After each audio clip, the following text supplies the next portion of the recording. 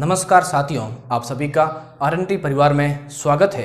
आज मैं आपके समक्ष राजस्थान जिला दर्शन की क्लास को लेकर आया हूं, जिसके अंतर्गत आज हम बात करेंगे भीलवाड़ा जिले के बारे में। कौन से जिले के बारे में? भीलवाड़ा जिले के बारे में। देखिए, इससे पहले हम काफ़ी जिलों के बारे में अध्ययन कर चुके हैं, जैसे अजमेर, अलवर, भरतपुर, बांसवाड़ा, बाड़मेर। इन जिलों के बारे में हम अध्ययन कर चुके हैं। आज इसी क्लास को आगे बढ़ाते हुए भीलवाड़ा जिले के बारे में बात करते हैं कि भीलवाड़ा का क्या इतिहास रहा है, क्या इनकी कला संस्कृति है और क्या भीलवाड़ा की भौगोलिक विशेषताएं, उनके बारे में विस्तार से अध्ययन करेंगे। देखिए दोस्तों, भीलवाड़ा ये नाम कैसे पड़ा? क्या हुआ कि लगभग 11वीं शताब्दी में एक भील व्यक्ति ने यहाँ पर एक शिव मंदिर का निर्माण करवाया। किसका निर्माण करवाया? शिव मंदिर का निर्माण करवाया। और इस शिव मंदिर के चारों तरफ धीरे धीरे भील बस्ती है वो बसनी शुरू हो गई और यहाँ पर भीलों का बहुल्य क्षेत्र बन गया। और भीलों के बसने के कारण इस क्षेत्र को क्या नाम दिया गया? भीलवाड़ा। तो यहाँ पर क्या हुआ? 11वीं शताब्दी में भील व्यक्ति ने एक शिव मंदिर बनाया। क्या किया? एक शिव मंदिर बनाया और इस शिव मंदिर के चारों तरफ क्या है? भील बस्ती बसनी शुरू हो गई। देखिए, ये माना कि शिव मंदिर है। ये क्या है? शिव मंदिर है। और इस शिव मंदिर के चारों तरफ भीलों की बस्ती बसनी शुरू हो गई, जिससे कालांतर में क्या नाम दिया गया? भीलवाड़ा। वर्तमान में इस मंदिर को जातौन का शिव मंदिर भी क्या कहते हैं? जातौन का शिव मंदिर भी कहते हैं। क्या कहते हैं? जातौन का शिव मंदिर भी कहते हैं। अर्थात इस मंदिर के चारों तरफ धीरे धीरे भीलों की बस्ती बसनी शुरू हो गई और भीलों की बस्ती के कारण इस क्षेत्र को क्या नाम दिया गया था? भीलवाड़ा नाम दिया गया। अगर दोस्तों अपन बात करें भीलवाड़ा की राजस्थान में स्थिति, तो भीलवाड़ा आप देख सकते हैं मैप के अंदर राजस्थान में दक्षिणतम स्थिति के अंदर आया हुआ है। अगर अपन थोड़ी बढ़िया इसकी स्थिति के बारे में बात करें तो माना कि यह भीलवाड़ा जिला आप मैप के अंदर भी देख सकते हैं। यह भीलवाड़ा जिला, इसके ऊपर अजमेर जिला। कौन सा जिला है? अजमेर। अर्थात इसके उत्तर में कौन सा जिला है? अजमेर। अजमेर के पास में आता है टोंक। कौन सा जिला आता है? टोंक। टोंक के बाद में आता है बूंदी और इसके बाद में एमपी की सीमा लगती है। भीलवाड़ा की थोड़ी सी सीमा कहाँ से लगती है? एमपी की, मध्य प्रदेश की सीमा लगती है। वैसे तो मध्य प्रदेश की राजस्थान के साथ में 1600 किलोमीटर सीमा, 10 जिले राजस्थान के मध्य प्रदेश की सीमा को स्पर्श करते हैं और मध्य प्रदेश के भी 10 जिले राजस्थान की सीमा को स्पर्श करते हैं। तो थोड़ी सी सीमा लगती है मध्य प्रदेश की। उसके बाद में यहाँ पर आता है चित्तौड़गढ़। यहाँ पर कौन सा जिला आता है? चित्तौड़गढ़। और चित्तौड़गढ़ के बाद में राजसमंद। अर्थात भीलवाड़ा जिला 5 जिलों की सीमाओं को स्पर्श करता है। अजमेर, टोंक, बूंदी, चित्तौड़गढ़ और राजसमंद। और एक अंतर्राज्यीय सीमा का भी निर्माण करता है, वो बनाता है एमपी के साथ में। बहुत कम सीमा लगती है, लेकिन इसकी एमपी के साथ में सीमा लगती है। अगर दोस्तों अपन बात करें भीलवाड़ा के परिवहन कोड और शुभंकर के बारे में, देखिए अपना जो जिला क्रम का जो अध्ययन है वो परिवहन कोड के अनुसार ही अपन अध्ययन करते हैं। इसका जो परिवहन कोड है वो है RJ6। कितना है? परिवहन code RJ6। RJ5 Bharatpur, RJ6 Alwar है, भीलवाड़ा है। अब देखिए भीलवाड़ा का शुभंकर, वन विभाग द्वारा प्रत्येक जिले को एक वन्य जीव के रूप में शुभंकर घोषित किया गया है, जिसमें भीलवाड़ा का शुभंकर घोषित किया गया है मोर, पेवो क्रिस्टेटस को भीलवाड़ा का शुभंकर के रूप में घोषित किया गया। देखिए दोस्तों, मोर है वो हमारे भारत का राष्ट्रीय पक्षी भी है, जिसको राष्ट्रीय पक्षी भी है और इसको 26 जनवरी 1963 को राष्ट्रीय पक्षी का दर्जा दिया गया था। भारत का पड़ोसी देश म्यांमार का भी राष्ट्रीय पक्षी मोर ही है। तो देखिए, मोर के साथ में भारत का राष्ट्रीय पक्षी, म्यांमार का राष्ट्रीय पक्षी और भीलवाड़ा का शुभंकर भी कौन है? मोर है। परिवहन कोड RJ6। तो ये तो होगी थोड़ी सी भीलवाड़ा के बारे में बात। अगर साथियों अपन बात करें कि राजस्थान का जब एकीकरण संपन्न हुआ था, उस समय 1 नवंबर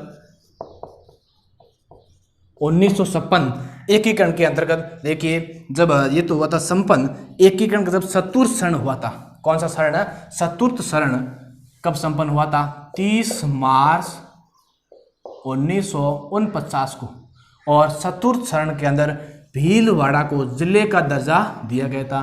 तो इसमें अपन कह सकते हैं भीलवाड़ा का गठन। भीलवाड़ा का गठन कब किया गया था? 30 मार्च 1949 को राजस्थान का छत्तीसगढ़ पूरा हुआ था, जिसके अंतर्गत जयपुर, जोधपुर, जैसलमेर और बीकानेर इन 4 बड़ी रियासतों का विलय राजस्थान में किया गया था। अब देखिए 1 नवंबर 1956 को राजस्थान में 19 रियासतों की संख्या कितनी थी? 19 रियासतें थी, 3 ठिकाने थे और 1 केंद्र शासित प्रदेश अजमेर मेरवाड़। केंद्र शासित प्रदेश।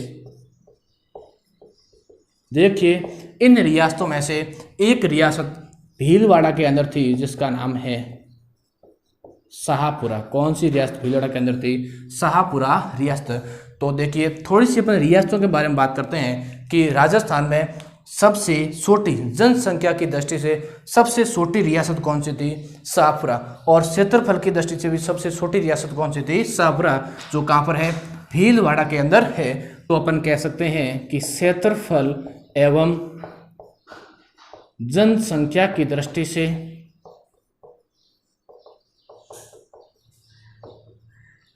से सबसे छोटी रियासत, सबसे छोटी रियासत वो कौन सी थी? वो थी शाहपुरा, जो भीलवाड़ा के अंदर स्थित है।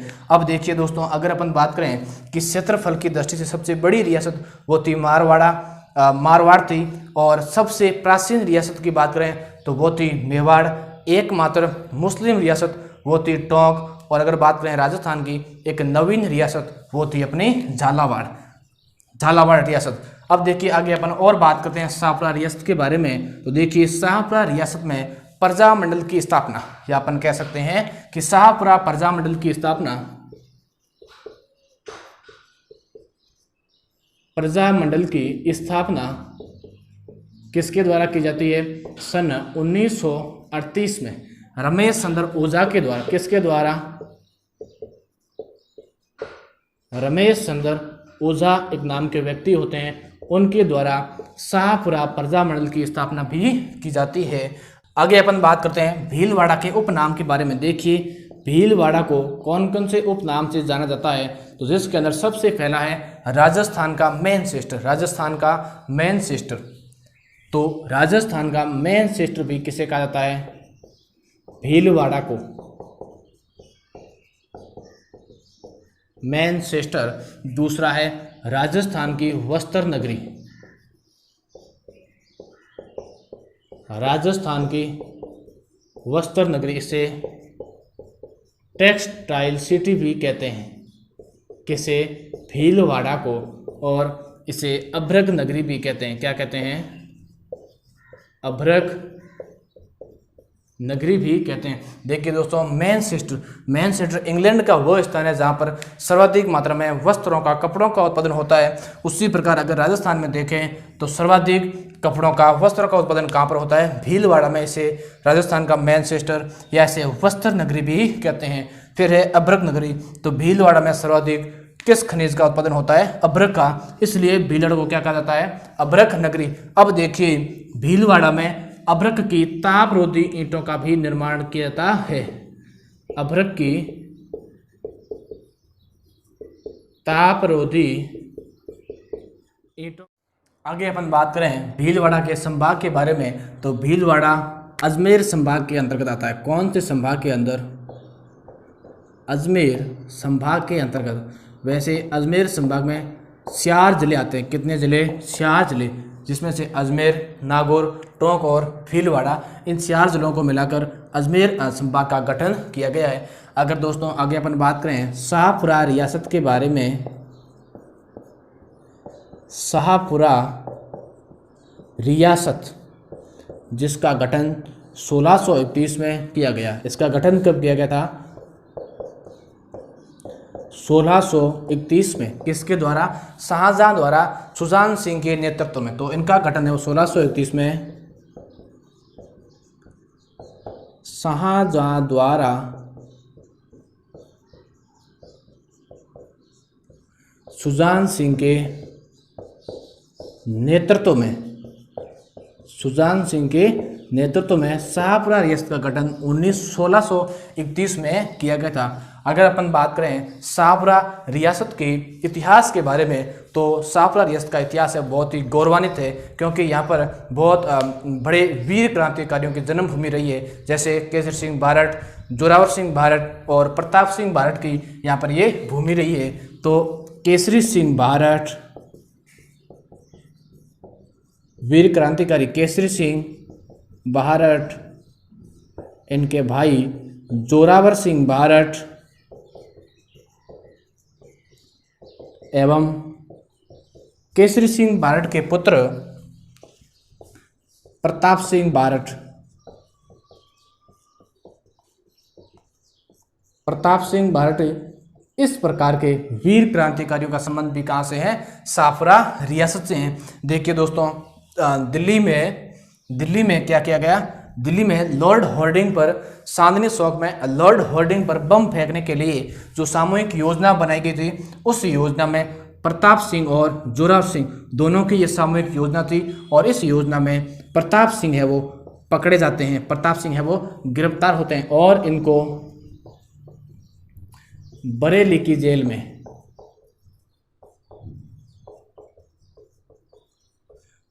जेल में अमानवीय तरीके से यातनाएं देने के कारण इनकी यहाँ पर मृत्यु हो जाती है। कहाँ पर? बरेली की जेल में। देखिए, ये बहुत ही महान क्रांतिकारी लोग थे, और ऐसा हठी व्यक्ति किसी अंग्रेज अधिकारी ने इनके बारे में कहा था कि ऐसा जिद्दी बालक मैंने मेरे जीवन में नहीं देखा गया था। एक बार इनको पूछा गया था प्रताप सिंह भारत को कि तुम्हारी माँ घर पे रो रही है, लेकिन इन्होंने क्या जवाब दिया कि मेरी माँ को हंसाने के लिए मैं हजारों माताओं को नहीं रुलाना चाहता हूँ। तो ऐसे वीर क्रांतिकारियों की भूमिका, ऐसे वीर क्रांतिकारियों का संबंध भी कहाँ से है? शाहपुरा भीलवाड़ा से है। आगे देखिए दोस्तों, शाहपुरा भीलवाड़ा के अंदर एक हवेली का निर्माण किया गया। किसका निर्माण किया गया है?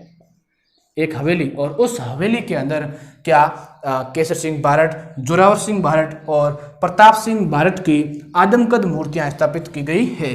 तो इस हवेली में केसरी सिंह भारत,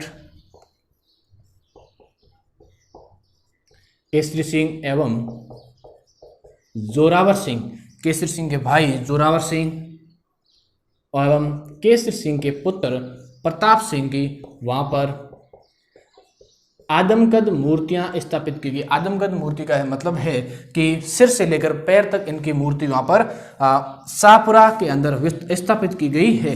देखिए, इनकी हवेली को एक पर्यटन स्थल के रूप में घोषित किया गया है, या उनको विकसित किया गया है, पर्यटन स्थल के रूप में विकसित किया जा रहा है। देखिए, शाहपुरा भीलवाड़ा के अंदर 23 दिसंबर को प्रति वर्ष एक मेले का आयोजन होता है, और उस मेले को नाम दिया जाता है शहीद मेला। तो भीलवाड़ा में इनकी याद में एक मेले का आयोजन होता है, उस मेले को क्या कहते हैं? शहीद मेला। और इसका आयोजन 23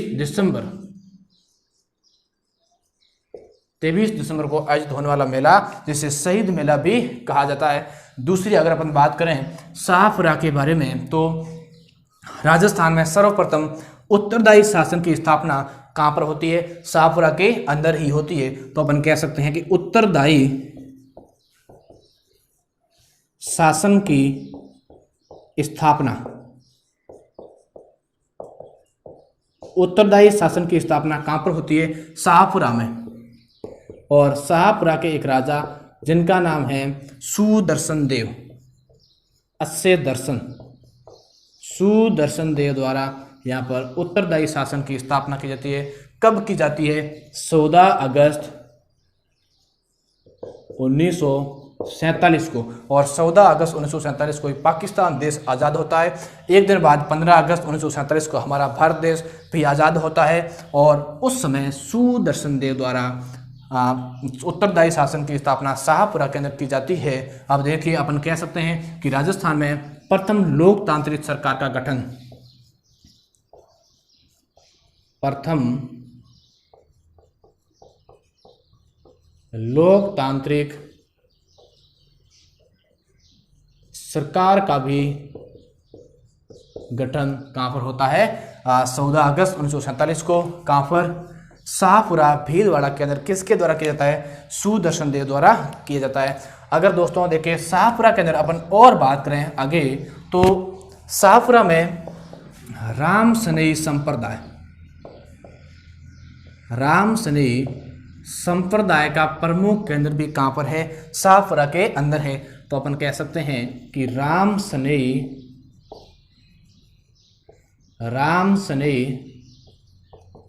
संप्रदाय का या प्रमुख पीठ या इनका प्रमुख केंद्र वो भी कहाँ पर है? शाहपुरा भीलवाड़ा के अंदर है। देखिए राम सनेही संप्रदाय की स्थापना संत राम शरण जी के द्वारा की गई थी, जो टोंक के निवासी थे। देखिए इनकी जो प्रमुख पीठ है वो कहाँ पर है? शाहपुरा भीलवाड़ा के अंदर। लेकिन इनकी राजस्थान में कुल 4 पीठ हैं, जैसे एक इनकी है रैण नागौर, कहाँ पर है?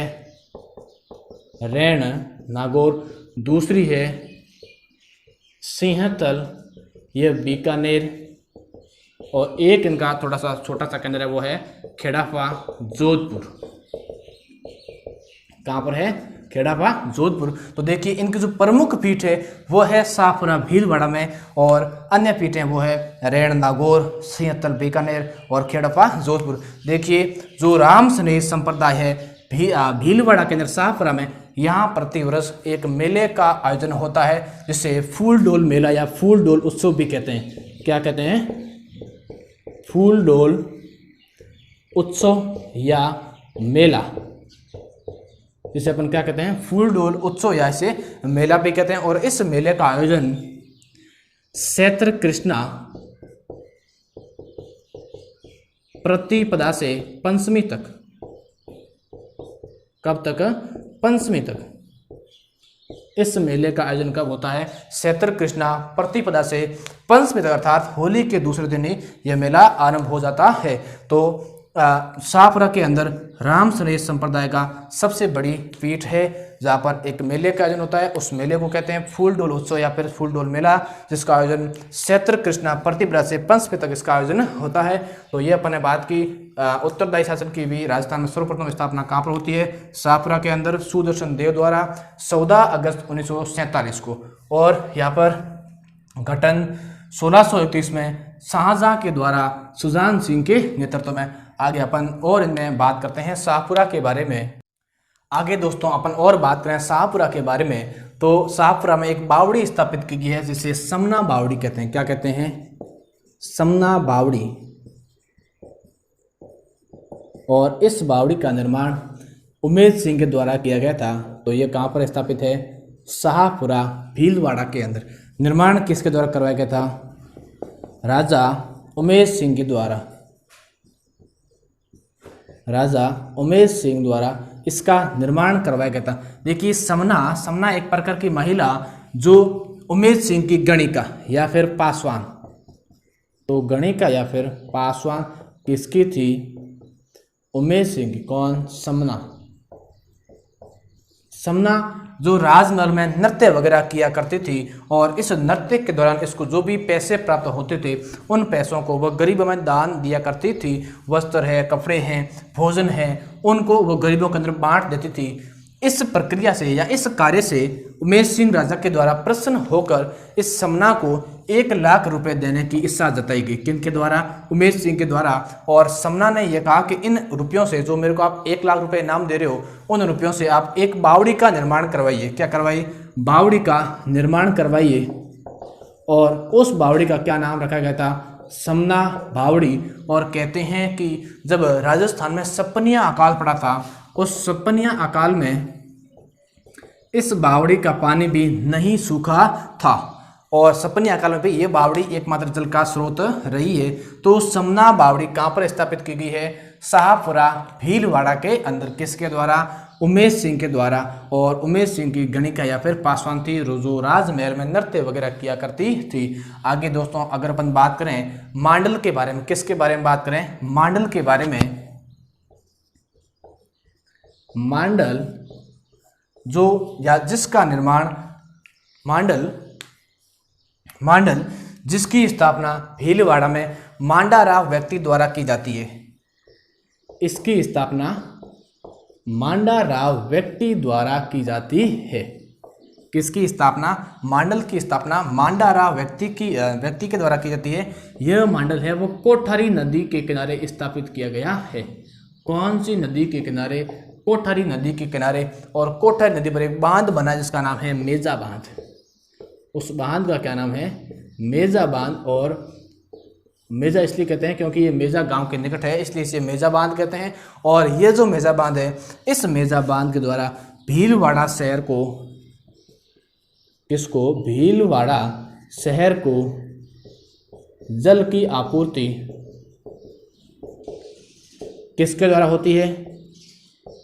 इस मेजा बांध के द्वारा भीलवाड़ा शहर को किसकी आपूर्ति होती है? जल की आपूर्ति होती है। तो ये कहाँ पर है? मांडल में भी स्थापित है। आगे दोस्तों अगर अपन और बात करें मांडल के बारे में, तो मांडल में 32 खंभों की एक छतरी स्थापित की गई है। कितने खंभों की? 32 खंभों की छतरी बनाई गई है। और वह छतरी किसकी याद में बनाई गई है? जगन्नाथ कस्वा, आमेर के शासक जगन्नाथ कस्वा। देखिए दोस्तों, हिंदुस्तान के मुगल बादशाह अकबर द्वारा मेवाड़ के राजा महाराणा प्रताप को अधीन करने के लिए विभिन्न प्रकार के समय समय पर सैनिक अभियान भेजे जाते हैं, जिसके अंतर्गत सबसे पहला सैनिक अभियान मिर्जा राजा मान सिंह और आसफ खां के नेतृत्व में भेजा गया था। और उसका परिणाम यह निकला कि 1576 में इतिहास में एक महासंग्राम हुआ, जिसे इतिहास में हल्दी घाटी के नाम से जाना जाता है। 1576 में किसका युद्ध हुआ था? हल्दी घाटी का युद्ध। फिर दोस्तों अकबर के द्वारा भेजा गया अंतिम सैनिक अभियान महाराणा प्रताप को अधीन करने के लिए, वो अंतिम सैनिक अभियान 5 दिसंबर 1584 को आमेर के शासक जगन्नाथ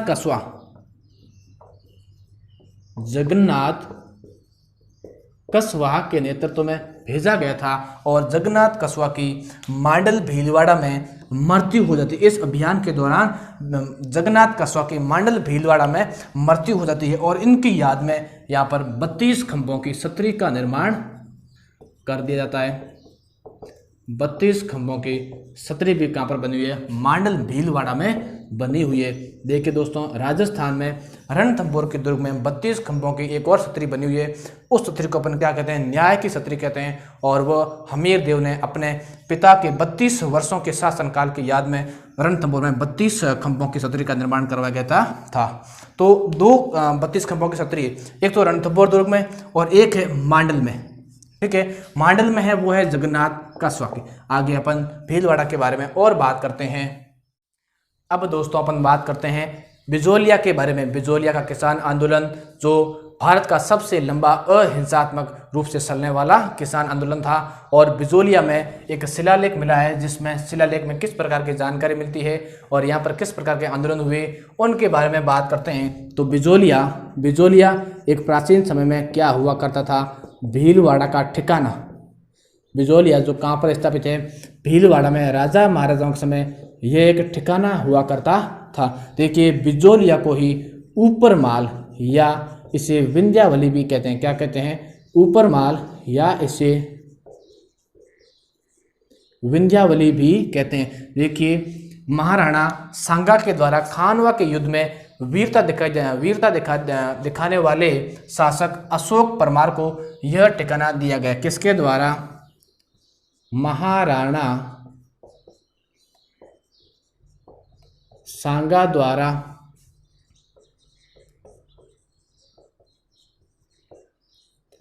खानवा के युद्ध में वीरता दिखाने वाले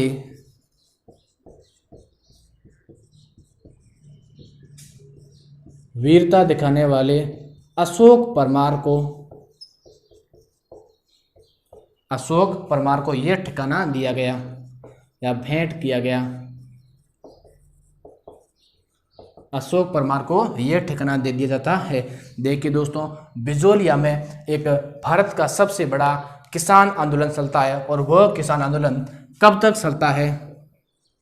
इस आंदोलन की शुरुआत 1897 से 1941 के बीच में लगभग 44 वर्ष तक ये आंदोलन चलता है। कितने वर्ष तक? 44 वर्ष तक, जिसे क्या कहते हैं? बिजोलिया का किसान आंदोलन। बिजोलिया में 84 प्रकार के कर लिए जाते थे जनता से। 84 प्रकार के कर टैक्स के रूप में राजा के द्वारा वहन किए जाते थे। अब इतने अधिक करों के कारण वहाँ की जनता क्या होगी? परेशान होगी, वहाँ के किसान परेशान हो गए और इनकी शिकायत मेवाड़ के राणा से करने के लिए जनता के द्वारा 2 व्यक्तियों को नियुक्त किया गया और उन व्यक्तियों के नाम हैं नानकी पटेल और ठाकरी पटेल। ठाकरी पटेल। लेकिन राणा के द्वारा इनकी भी कोई भी समस्या का है वो नहीं सुनी जाती है, जिसके कारण देखो यहाँ पर इतने प्रकार के कर लिए जा रहे थे, जिसके कारण यहाँ के लोग हैं वो परेशान हो गए और उनके द्वारा राणा को शिकायत करने के लिए 2 व्यक्तियों को नियुक्त किया गया था, नानकी पटेल और ठाकरी पटेल। लेकिन इनके द्वारा भी कोई समस्या नहीं सुनी जाती है। धीरे धीरे कर है वो बढ़ते जाते हैं। देखिए 2 घटनाएं और घटित होती है 1903 में राजा कृष्ण सिंह द्वारा और 1906 में पृथ्वी सिंह द्वारा 2 कर है वो और लगा दिए जाते हैं, पृथ्वी सिंह द्वारा।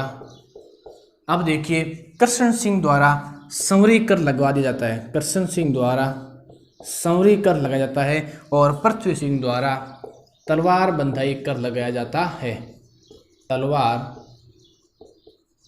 बंधाई कर लगा दिया जाता है। तो देखिए पहले से भी इतने कर है, उनके बाद में भी इन राजाओं के द्वारा 1903 में कृष्ण सिंह द्वारा संवरी कर लगा दिया जाता है और 1906 में पृथ्वी सिंह द्वारा तलवार बंधाई कर लगा दिया जाता है। देखो आप इसको याद कैसे कर सकते हो?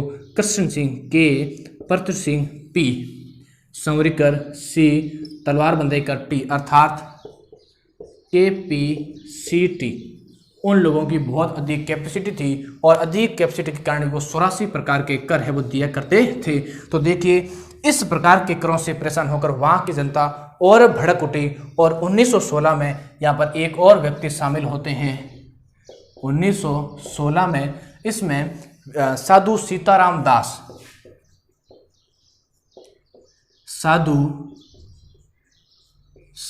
दास द्वारा किसान पंच बोर्ड की स्थापना की जाती है।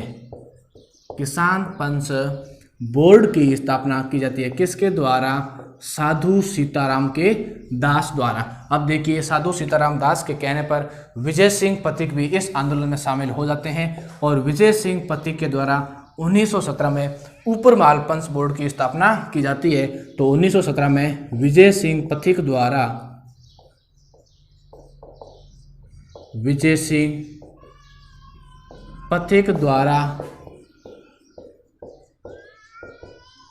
ऊपरमाल पंच बोर्ड की स्थापना की जाती है। ऊपरमाल पंच बोर्ड की स्थापना कब की जाती है?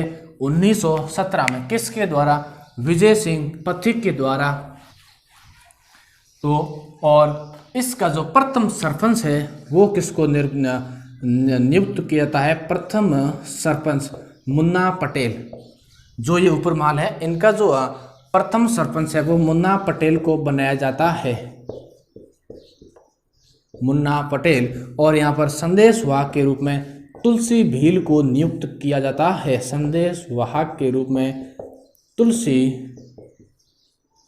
भील को यहाँ पर नियुक्त किया जाता है।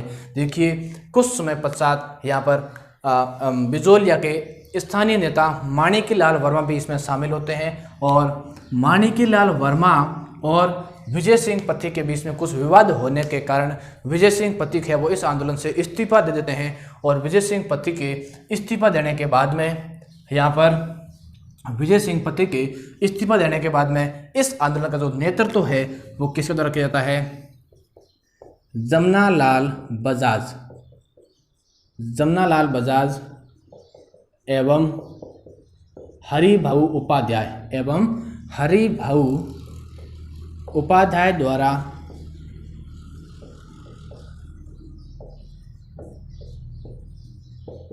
इस आंदोलन का नेतृत्व किया जाता है। देखिए अगर बात करें यहाँ पर इसकी जांच आयोग के लिए भी कुछ गठन किए गए थे, जिसमें 1919 में बिंदुलाल भट्टाचार्य आयोग का गठन किया जाता है। बिंदुलाल भट्टाचार्य आयोग का गठन, और 1922 में हॉलैंड आयोग का गठन किया जाता है।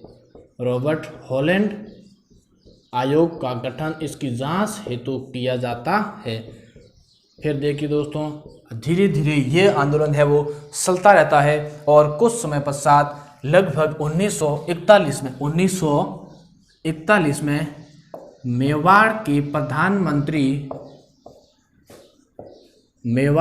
प्रधानमंत्री सी.टी.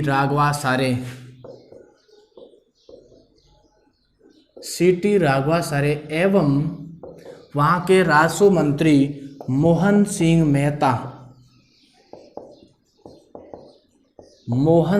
मेहता के प्रयासों से इस आंदोलन को समाप्त कर दिया जाता है। तो 1941 में मेवाड़ के प्रधानमंत्री सी.टी. राघवाचार्य एवं मोहन सिंह मेहता के प्रयासों के द्वारा इस आंदोलन को समाप्त कर दिया जाता है। कुछ कर माफ कर दिए जाते हैं और कुछ करों को कम कर दिया जाता है। तो देखिए ये अपना रहा बिजोलिया आंदोलन, जो भारत का सबसे लंबा चलने वाला किसान आंदोलन है, जिसे अपन कह सकते हैं यह भारत का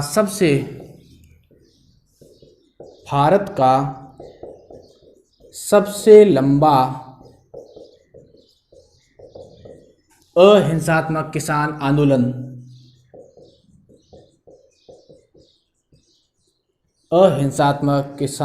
आंदोलन जो कहाँ पर हुआ था, बिजोलिया के भीलवाड़ा के अंदर, जो 44 वर्षों तक चला था, जो भारत का सबसे लंबा। अब देखिए दोस्तों, एक बिजोलिया से संबंधित एक शिलालेख भी है, उनके बारे में अपन आगे बात करते हैं। बिजोलिया से संबंधित शिलालेख, अब अपन बात करते हैं बिजोलिया शिलालेख के बारे में। बिजोलिया शिलालेख जिसका संबंध बिजोलिया भीलवाड़ा से, बिजोलिया शिलालेख, यह शिलालेख पार्श्वनाथ जैन मंदिर 1170 में उत्कीर्ण कहाँ पर करवाया गया था? पार्श्वनाथ जैन मंदिर पर, पार्श्वनाथ जैन मंदिर की शिला पर इसे उत्कीर्ण करवाया गया था। देखिए दोस्तों, इसको जो उत्कीर्ण करवाने का कार्य है, वो अगर राजा की बात करें, राजा का नाम है श्रावक लोलाक। उस राजा का नाम क्या है? श्रावक लोलाक। इसके रचयिता कौन है? इसके रचयिता है गुणभद्र। कौन है? गुणभद्र। इस बिजोलिया शिलालेख के रचयिता कौन है? गुणभद्र। इस अभिलेख में सुहानों को वत्स गोत्रीय ब्राह्मण बताया गया है। देखिए इस अभिलेख में सुहानों को वत्स गोत्रीय, इस अभिलेख के अंदर सुहानों को क्या बताया गया है? वत्स गोत्रीय ब्राह्मण बताया गया है। वत्स गोत्रीय ब्राह्मण बताया गया है। इस अभिलेख में एक और जानकारी मिलती है, जो सांबर झील है, उस सांबर झील का भी निर्माण है वो वासुदेव सुहान के द्वारा करवाया गया। इनकी भी जानकारी अपन को कहाँ मिलती है? बिजोलिया शिलालेख में। तो सांबर झील का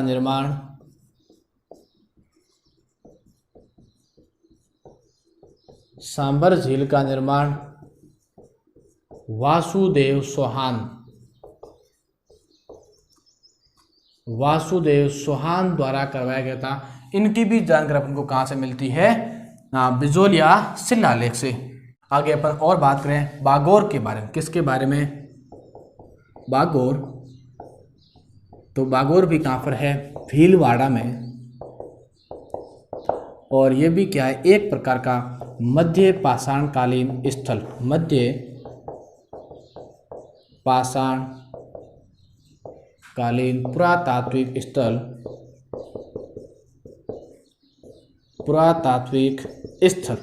देखिए जिसे महासतियों का टीला भी कहते हैं। किसे कहते हैं? बागोर को क्या कहते हैं? महासतियों का टीला भी कहते हैं।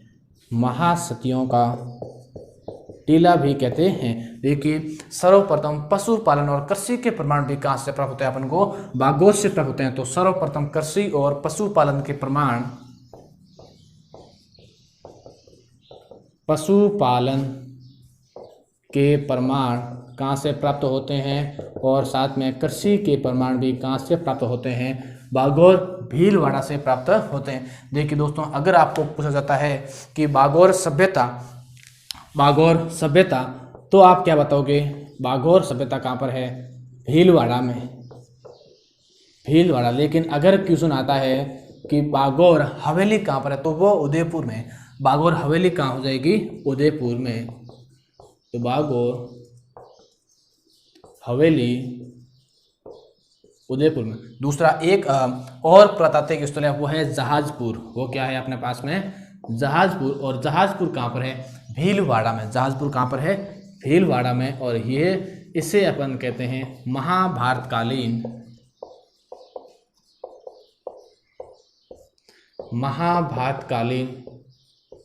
सभ्यता स्थल। तो ये तो होगी भीलवाड़ा के शिलालेख और स्थलों के बारे में बात। बागोर भीलवाड़ा जिसे मध्य पाषाणकालीन पुरातात्विक स्थल है, जिसे महासतियों का टीला भी कहते हैं। यहाँ पर सर्वप्रथम पशुपालन के प्रमाण भी मिलते हैं, इसके साथ साथ कृषि के भी प्रमाण मिलते हैं। बागोर अगर सभ्यता क्वेश्चन आता है तो आपको लिखना है भीलवाड़ा। अगर क्वेश्चन आता है कि बागोर हवेली तो वो आपकी हो जाएगी उदयपुर। आगे अपन और बात करते हैं।